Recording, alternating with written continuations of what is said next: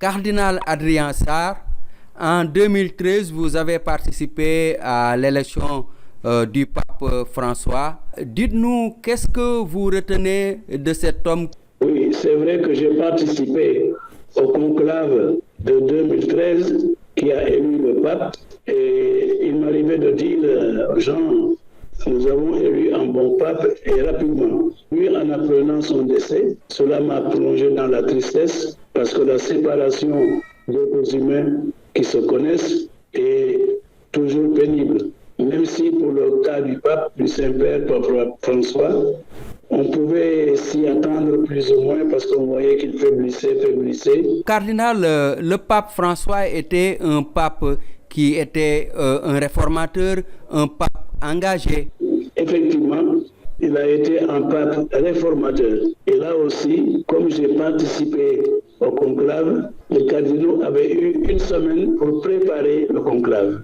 Et durant cette semaine où chacun intervenait qui voulait, et puis sur le sujet qu'il voulait, eh bien, j'avais remarqué que le mot changement, réforme de l'Église venait, surtout réforme de la curie romaine. Si bien que ça ne m'a pas étonné, dès qu'il a été élu, il a rapidement nommé une équipe de cardinaux, une communauté de cardinaux autour de lui pour réfléchir à la réforme de l'Église. Et nous avons vu que pendant tout son pontificat, effectivement, il a introduit plusieurs réformes, plusieurs changements dans l'Église. Et il a voulu que l'Église soit vraiment d'aujourd'hui, mais sans oublier que on a beau s'adapter au présent, le passé n'est pas sans valeur. Dans une communauté comme une église, qui est comme un corps vivant, il y a des changements qui se produisent, des adaptations qui se produisent, mais c'est toujours la même église.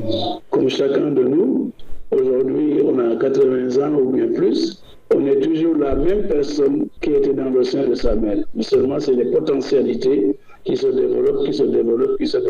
Grand réformateur, c'est vrai, et courageux aussi, posant des actes forts, comme par exemple ne pas aller loger dans les appartements pontificaux, prononçant aussi des paroles fortes pour les changements de ceci et de cela dans l'Église comme dans le monde, et faisant attention évidemment au monde d'aujourd'hui. Les pauvres, les migrants, qui secouent l'humanité partout. Il a toujours dit des paroles pour montrer que les guerres, c'est pas normal, il faut qu'elles finissent. Et aussi que les migrants, on doit travailler à les accueillir et non pas à les exclure.